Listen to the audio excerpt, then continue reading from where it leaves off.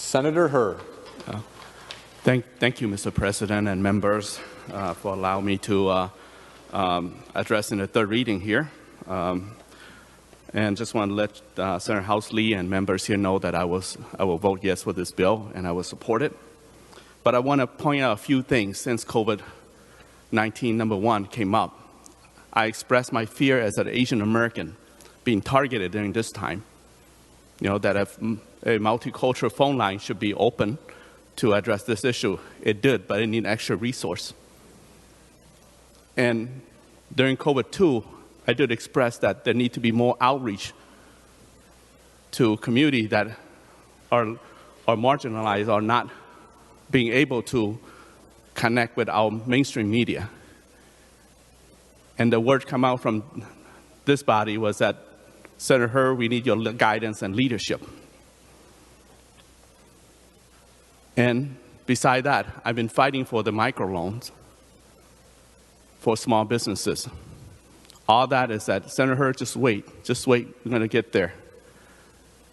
And yes, I will support this bill, but why should we wait for all this issue that are in state or are in immediate needs?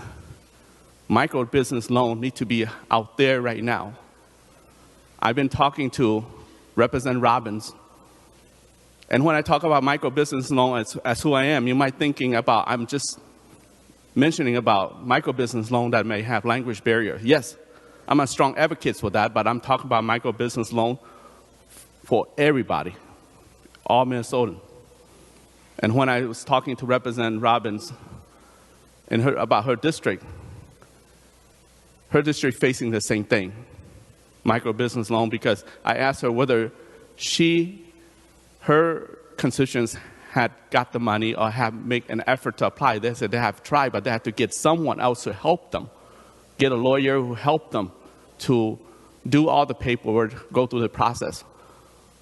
Well, those who have language barrier will have, the same challenge and even more. And so I hope that the other caucus will support us on micro business loan very, very soon, because mom and pop business in my district are closing. The only food venue that provided in my district are the fast food restaurant. When I want to get a decent meal, I have to travel outside my district to Woodbury, to Maplewood, Senator Wigger district, and Senator Kent district for that. So if we don't support our microeconomy, high tides raise all ship. That's an old American saying. It will hurt us in the long run. So I hope that the other caucus will see the immediate needs for supporting micro business. And I know that that's in the plan, but I hope that is soon. I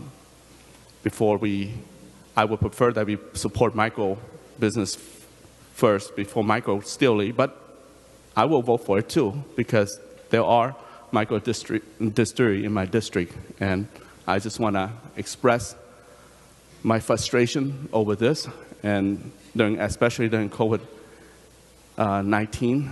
I really appreciate what Senator Klein just mentioned, that we have to see this as we are affected by war. And I'm nervous. I did express my fear here. I expressed my worries here because I have seen a country fall apart. And I don't want to go so much detail. I want to reserve my harsh life experience to a different day. But I'm with you, Senator Klein. I think you make a good point. I mean, your words earlier, no one can say it better.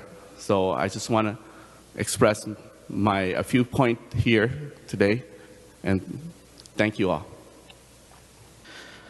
I haven't been coming into sessions, Mr. President, and that is because on my shifts I regularly enter the rooms and care for patients directly who are actively ill with COVID-19, coughing and septic and febrile.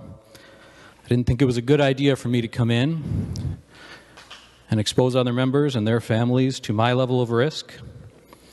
Furthermore, I think the entire fact that we can congregate here violates the spirit and the letter of Executive Order 2035, advising us to stay in place.